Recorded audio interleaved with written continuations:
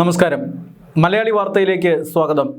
കേരളത്തിൽ ഏറെ രാഷ്ട്രീയ കോളിളക്കം സൃഷ്ടിച്ച മാസപ്പടി കേസിൽ വഴിത്തിരിവ്. മാസപ്പടി കേസിൽ പ്രധാന പ്രതിയായിട്ടുള്ള വീണ വിജയൻ്റെ ഭർത്താവ് മുഹമ്മദ് റിയാസിലേക്ക് അന്വേഷണം നീളുന്നു.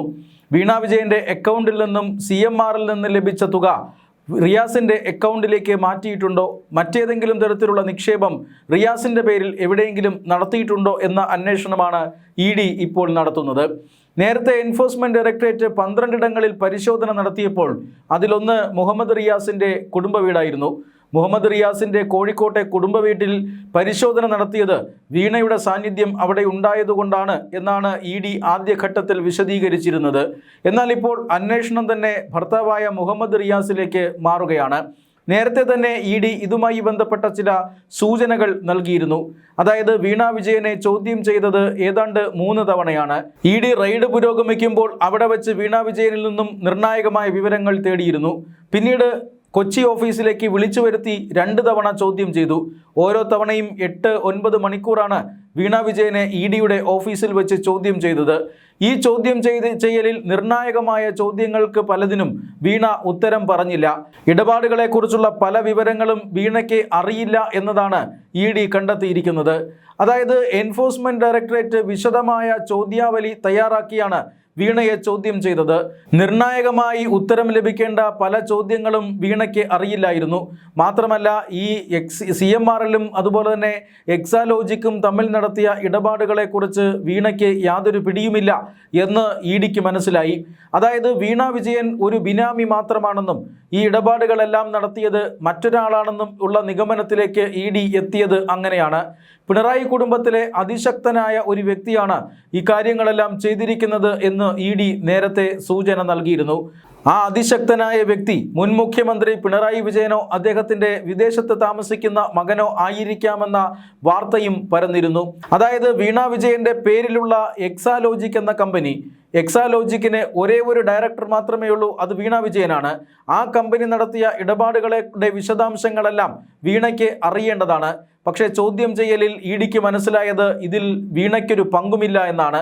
വീണയെ മുന്നിൽ നിർത്തിക്കൊണ്ട് അതിശക്തനായ മറ്റൊരു രാഷ്ട്രീയ വ്യക്തിത്വമാണ് ഈ കാര്യങ്ങളൊക്കെ നടത്തിയിരിക്കുന്നത് എന്ന് EDക്ക് പിടികിട്ടി. മുൻ മുഖ്യമന്ത്രി പിണറായി വിജയൻ അതോടുകൂടി സംശയത്തിൻ്റെ നിഴലിലായി. 2016 ഒന്നാം പിണറായി സർക്കാരും CMRലും തമ്മിൽ നടത്തിയ ഇടപാടുകളിൽ എന്തെങ്കിലും ദുരൂഹതയുണ്ടോ എന്നാണ് ED ആദ്യം അന്വേഷിച്ചത്. ആ അന്വേഷണം സമാന്തരമായി ഒരു ഭാഗത്ത് പുരോഗമിക്കുകയാണ്. പിണറായിയുടെ വിദേശത്ത് താമസിക്കുന്ന മകനും സംശയത്തിൻ്റെ നിഴലിലായിരുന്നു. എന്നാൽ പിണറായിയുടെ മകൻ കേരളത്തിൽ ഏറെക്കുറെ അറിയപ്പെടാത്ത വ്യക്തിയാണ്. കേരള രാഷ്ട്രീയവുമായി ഒരു ബന്ധവുമില്ലാത്ത വ്യക്തിയാണ്. അദ്ദേഹത്തിൻ്റെ ബിസിനസ് സംരംഭങ്ങളുമായി വിദേശത്ത് ഏറെ നാളായി താമസിക്കുന്ന വ്യക്തി. അതുകൊണ്ട് തന്നെ ED ഈ സൂചന നൽകുന്ന വ്യക്തി അദ്ദേഹമല്ലെന്ന് ഏതാണ്ട് ഉറപ്പിച്ചിരുന്നതാണ്. എന്നാൽ ഇപ്പോൾ നേരെ വീണ വിജയൻ്റെ ഭർത്താവ് മുഹമ്മദ് റിയാസിൻ്റെ നേരെയാണ് അന്വേഷണം നടക്കുന്നത് എന്നിപ്പോൾ വ്യക്തമായിരിക്കുകയാണ്. മുഹമ്മദ് റിയാസിൻ്റെ സ്വത്തുവകകളെക്കുറിച്ചും ബാങ്ക് അക്കൗണ്ടുകളെക്കുറിച്ചും ED അന്വേഷണം നടത്തുന്നുണ്ട്. മുഹമ്മദ് റിയാസ് വീണ വിജയൻ്റെ ഭർത്താവാണ്, മുൻ മുഖ്യമന്ത്രി പിണറായി വിജയൻ്റെ മരുമകനാണ് എന്ന് മാത്രമല്ല കഴിഞ്ഞ 5 വർഷം സംസ്ഥാനത്തെ ഏറ്റവും പ്രധാനപ്പെട്ട ഒരു വകുപ്പ് കൈകാര്യം ചെയ്തിരുന്ന മുൻ മന്ത്രി കൂടിയാണ്. അദ്ദേഹം കഴിഞ്ഞ 5 വർഷം പൊതുമരാമത്ത് വകുപ്പ് മന്ത്രിയായിരുന്നു. പൊതുമരാമത്ത് വകുപ്പ് മന്ത്രിയായിരുന്ന ആളുടെ സ്വത്തുവകകളും അതുപോലെ തന്നെ ബാങ്ക് അക്കൗണ്ടുകളുമാണ് ED അന്വേഷിച്ചു കയറുന്നത് എന്നത് മറ്റൊരു പ്രധാനപ്പെട്ട കാര്യമാണ്. മാത്രമല്ല വീണ വിജയനും അതുപോലെ തന്നെ ഭർത്താവ് മുഹമ്മദ് റിയാസിനും സംയുക്തമായി നിക്ഷേപമുള്ള ഒരു കമ്പനിയും ഇപ്പോൾ എൻഫോഴ്സ്മെന്റ് ഡയറക്ടറേറ്റ് കണ്ടെത്തിയിട്ടുണ്ട്. അത് കേരളത്തിൽ പ്രവർത്തിക്കുന്ന ഒരു പരസ്യ കമ്പനിയാണ്. ഈ പരസ്യ കമ്പനിയിൽ മുഹമ്മദ് റിയാസിനും ഭാര്യ വീണ വിജയനും കോടികളുടെ നിക്ഷേപമുണ്ട് എന്ന് എൻഫോഴ്സ്മെന്റ് ഡയറക്ടറേറ്റ് കണ്ടെത്തി. അതുകൊണ്ട് തന്നെ ഈ നിക്ഷേപം എവിടെ നിന്ന് നടത്തി, ഈ നിക്ഷേപത്തിൽ മുടക്കാനുള്ള പണത്തിൻ്റെ സ്രോതസ് എന്ത് എന്നീ കാര്യങ്ങളെക്കുറിച്ചാണ് എൻഫോഴ്സ്മെന്റ് ഡയറക്ടറേറ്റ് അന്വേഷണം നടത്തുന്നത്. നേരത്തെ എക്സാലോജിക് എന്ന കമ്പനി ആരംഭിക്കാൻ എവിടെ നിന്നാണ് വീണ വിജയന് പണം കിട്ടിയത് എന്ന ചോദ്യം ഉയർന്നിരുന്നു. കേരള നിയമസഭയിൽ അന്ന് മുഖ്യമന്ത്രിയായിരുന്ന പിണറായി വിജയൻ പറഞ്ഞത് കേരളത്തിന് ഓർമ്മയുണ്ട്. തൻ്റെ ഭാര്യയ്ക്ക് പെൻഷൻ തുക കിട്ടിയപ്പോൾ ആ പെൻഷൻ തുക സമാഹരിച്ച് അല്ലെങ്കിൽ ആ പെൻഷൻ തുക കൊണ്ടാണ് കമ്പനി ആരംഭിച്ചത് എന്നാണ് മുഖ്യമന്ത്രി അന്ന് നിയമസഭയിൽ പറഞ്ഞത്. പക്ഷേ വീണ വിജയൻ ഈ കമ്പനി ആരംഭിക്കുക മാത്രമല്ല പരസ്യ കമ്പനിയിൽ നിക്ഷേപവും നടത്തിയിരിക്കുന്നു. ആ നിക്ഷേപത്തിൻ്റെ വരുമാന സ്രോതസ് എവിടെ നിന്നാണ് എന്നായിരിക്കും ED അന്വേഷിക്കുക. CMRL നിന്ന് ലഭിച്ച തുകയാണോ അല്ലെങ്കിൽ കോഴപ്പണമാണോ ഈ ഒരു നിക്ഷേപത്തിന് ഉപയോഗിച്ചിരിക്കുന്നത് എന്നാകും ED പ്രാഥമികമായും സംശയിക്കുകയും അന്വേഷണം നടത്തുകയും ചെയ്യുക. ഇങ്ങനെ പരസ്യ കമ്പനിയിൽ മുൻ മന്ത്രിയായിരുന്ന ഒരു വ്യക്തിയും അദ്ദേഹത്തിൻ്റെ ഭാര്യയും നിക്ഷേപം നടത്തിയിട്ടുണ്ടെങ്കിൽ തീർച്ചയായും ആ നിക്ഷേപം ദുരൂഹമാണ് എന്ന വിലയിരുത്തലിലാണ് എൻഫോഴ്സ്മെന്റ് ഡയറക്ടറേറ്റ്. അതുകൊണ്ട് തന്നെ നിർണായകമായ ചോദ്യം ചെയ്യലിൽ നിന്ന് ലഭിച്ച വിവരങ്ങളുടെ അടിസ്ഥാനത്തിൽ ഇപ്പോൾ അന്വേഷണം വഴിത്തിരിവിലേക്ക് കടന്നിരിക്കുകയാണ്. നേരത്തെ സൂചിപ്പിച്ചതുപോലെ 3 തവണ ഈ കേസുമായി ബന്ധപ്പെട്ട് വീണ വിജയനെ എൻഫോഴ്സ്മെന്റ് ഡയറക്ടറേറ്റ് ചോദ്യം ചെയ്തു. ആ 3 തവണയും ചില നിർണായകമായ വിവരങ്ങൾ ലഭിച്ചു. മാത്രമല്ല റെയ്ഡുകളിലും നിർണായകമായ രേഖകൾ ED പിടിച്ചെടുത്തിട്ടുണ്ട്. മുഹമ്മദ് റിയാസിൻ്റെ കുടുംബ വീട്ടിൽ, അതായത് കോഴിക്കോട്ടെ മുഹമ്മദ് റിയാസിൻ്റെ അച്ഛൻ്റെ പേരിലുള്ള വീട്ടിൽ നടത്തിയ പരിശോധനയിലടക്കം നിരവധി രേഖകൾ എൻഫോഴ്സ്മെന്റ് ഡയറക്ടറേറ്റിന് ലഭിച്ചിട്ടുണ്ട്. ആ ലഭിച്ചതിൻ്റെ പശ്ചാത്തലത്തിലാണ് മറ്റൊരു വ്യക്തി വീണ വിജയൻ്റെ പിന്നിൽ നിന്ന് ഈ ഇടപാടുകൾ നടത്തിയിട്ടുണ്ട് എന്ന് EDക്ക് മനസ്സിലാകുന്നത്. അതിൻ്റെ അടിസ്ഥാനത്തിൽ EDയുടെ അന്വേഷണം കൃത്യമായി തന്നെ പുരോഗമിക്കുകയാണ്. ഒരു ഭാഗത്ത് മുൻ മുഖ്യമന്ത്രി പിണറായി വിജയൻ്റെ നേതൃത്വത്തിലുള്ള 2016 ഒന്നാം പിണറായി സർക്കാരും CMRLും തമ്മിലുള്ള ഇടപാടുകൾ പരിശോധിക്കുകയാണ് ED. മറുഭാഗത്ത് വീണയുടെ ഭർത്താവ് മുഹമ്മദ് റിയാസിൻ്റെ സ്വത്തുവകകളും ബാങ്ക് അക്കൗണ്ടുകളും പരിശോധിക്കുന്നു. ഇങ്ങനെ മാസപ്പടി കേസ് നിർണായകമായ വഴിത്തിരിവിലേക്ക് കടന്നിരിക്കുന്നുവെന്ന് ഈ ഘട്ടത്തിൽ പറയാം.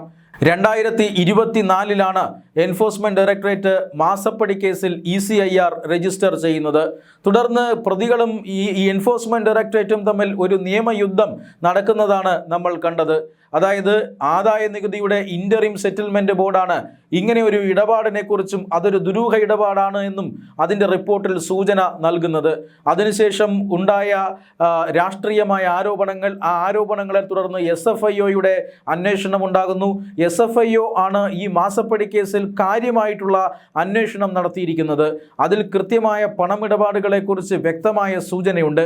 അതുകൊണ്ട് തന്നെ ഈ കേസിൽ കള്ളപ്പണത്തിൻ്റെ സ്വാധീനമുണ്ടെന്നും EDയുടെ അന്വേഷണം വേണമെന്നും പിന്നീട് കണ്ടെത്തുകയായിരുന്നു. അതിൻ്റെ അടിസ്ഥാനത്തിലാണ് ED ഈ കേസിൽ രംഗപ്രവേശനം ചെയ്യുന്നത്. EDയുടെ വരവ് തടയാനായി നിയമ പോരാട്ടം നടത്തുന്നു പ്രതികൾ. അതായത് ആദായ നികുതി ഇൻ്ററിം സെറ്റിൽമെൻറ്റ് ബോർഡും SFIOയും അന്വേഷിച്ച കേസിൽ EDയുടെ അന്വേഷണം സാധ്യമല്ല എന്ന നിയമപ്രശ്നമാണ് പ്രതികൾ ഉയർത്തിയത്.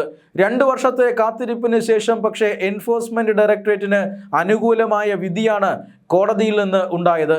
പിണറായി വിജയൻ സർക്കാർ താഴെ ഇറങ്ങിയതിന് പിന്നാലെ എൻഫോഴ്സ്മെന്റ് ഡയറക്ടറേറ്റിന് കോടതിയിൽ നിന്നും അന്വേഷണവുമായി മുന്നോട്ട് പോകാമെന്ന അനുമതി ലഭിക്കുന്നു. ഹൈക്കോടതിയുടെ ഡിവിഷൻ ബെഞ്ചും ആ അനുമതി ശരിവയ്ക്കുന്നു. ഇപ്പോൾ EDക്ക് മുന്നിൽ തടസ്സങ്ങളില്ല. അതുകൊണ്ട് തന്നെയാണ് അന്വേഷണം അതിവേഗതയിൽ മുന്നോട്ട് കൊണ്ടുപോകാൻ ED തീരുമാനിച്ചിരിക്കുന്നത്. EDയുടെ ഉന്നത അധികാരികളടക്കം കേരളത്തിലെത്തി വിശദമായ യോഗം ചേർന്നതിന് ശേഷമാണ് അന്വേഷണം സംബന്ധിച്ച രൂപരേഖ തയ്യാറാക്കിയിരിക്കുന്നത്. വളരെ ജാഗ്രതയോടുകൂടിയാണ് ED ഈ കേസ് അന്വേഷിക്കുന്നത്. കാരണം ഈ കേസ് വലിയ രാഷ്ട്രീയ കോളിളക്കങ്ങൾ ഉണ്ടാക്കിയ കേസാണ്. മുൻ മുഖ്യമന്ത്രി പിണറായി വിജയൻ്റെ മകൾക്കെതിരായിട്ടുള്ള കേസാണ്. വീഴ്ചകളില്ലാതെ പഴുതുകളില്ലാത്ത അന്വേഷണം വേണം. മറുഭാഗത്ത് വമ്പന്മാരാണ് എന്ന് EDക്ക് കൃത്യമായ ബോധ്യമുണ്ട്. അതുകൊണ്ട് തന്നെ ജാഗ്രതയോടുകൂടിയാണ് ഓരോ ചുവടും ED മുന്നോട്ട് വയ്ക്കുന്നത്. കോടതി വിധി അനുകൂലമായതിനു ശേഷം 12 ഇടങ്ങളിൽ റെയ്ഡ് നടത്തി. മുൻ മുഖ്യമന്ത്രി പിണറായി വിജയൻ്റെ തിരുവനന്തപുരത്തെയും കണ്ണൂരിലെയും വസതി, മുഹമ്മദ് റിയാസിൻ്റെ കോഴിക്കോട്ടെ കുടുംബ വീട് എന്നിവയിലടക്കം വിശദമായ പരിശോധന നടന്നു. റെയ്ഡുകൾക്ക് ശേഷം ED ഉടനെ ചോദ്യം ചെയ്യുന്നു. വീണ വിജയനെ ഈ കഴിഞ്ഞ മാസം ജൂൺ 12-ാം തീയതി ചോദ്യം ചെയ്യലിന് ഹാജരാകാനാണ് ആദ്യ സമൻസ് നൽകിയത്. ആ സമൻസിൽ വീണ വിജയൻ ചോദ്യം ചെയ്യലിന് ഹാജരായില്ല. പകരം ആരോഗ്യപരമായ കാരണങ്ങൾ ചൂണ്ടിക്കാട്ടി 2 ആഴ്ചത്തെ സമയം ചോദിക്കുകയായിരുന്നു. അതിവേഗതയിൽ അന്വേഷണം മുന്നോട്ട് കൊണ്ടുപോകാൻ നിർദ്ദേശം ലഭിച്ച എൻഫോഴ്സ്മെന്റ് ഡയറക്ടറേറ്റ് വീണയ്ക്ക് 2 ആഴ്ച അനുവദിച്ചില്ല. അനുവദിച്ചത് 5 ദിവസം മാത്രമാണ്. ബുധനാഴ്ച, അതായത് 17-ാം തീയതി വീണ വിജയൻ വീണ്ടും ഹാജരാകുന്നു. ചോദ്യം ചെയ്യലിന് ശേഷം വീണ്ടും ഉടനെ വീണ വിജയന് സമൻസ് ലഭിക്കുന്നു. അത് ഈ കഴിഞ്ഞ മാസം 29-ന് ഹാജരാകാനായിരുന്നു. അതിൽ ചില തടസ്സങ്ങളുണ്ട് എന്ന് പറഞ്ഞ വീണയ്ക്ക് പിന്നീട് സമയം നീട്ടി നൽകിയില്ല. പകരം 25-ന് ഹാജരാകാനായിരുന്നു, അതായത് 5 ദിവസം മുന്നേ ഹാജരാകാനായിരുന്നു ED നിർദ്ദേശം നൽകിയത്. അതനുസരിച്ച് രണ്ടാം ഘട്ട ചോദ്യം ചെയ്യലും നടന്നു കഴിഞ്ഞു. ഇപ്പോൾ എൻഫോഴ്സ്മെന്റ് ഡയറക്ടറേറ്റ് എത്തിയിരിക്കുന്ന ഒരു നിഗമനം എന്ന് പറഞ്ഞാൽ വീണ വിജയന്റെ മൊഴിയിൽ വലിയ വൈരുദ്ധ്യങ്ങളുണ്ട് എന്നുള്ളതാണ്. SFIO അന്വേഷണത്തിൽ വീണ വിജയൻ പറഞ്ഞ കാര്യങ്ങളല്ല EDയുടെ ചോദ്യം ചെയ്യലിൽ വീണ വിജയൻ പറഞ്ഞിരിക്കുന്നത്. SFIOയ്ക്ക് മുന്നിൽ അഭിഭാഷകനുമായിട്ടാണ് വീണ വിജയൻ ചോദ്യം ചെയ്യലിന് ഹാജരാകാൻ വന്നത്. എന്നാൽ EDയുടെ ചോദ്യം ചെയ്യൽ നേരിട്ടായിരുന്നു. പല ചോദ്യങ്ങൾക്കും വീണ വിജയൻ പതറുന്ന കാഴ്ചയും നമ്മൾ കണ്ടു. അതുകൊണ്ട് തന്നെ വലിയൊരു മൊഴിയിലെ വൈരുദ്ധ്യം ഇപ്പോൾ ED നോട്ട് ചെയ്തിട്ടുണ്ട്.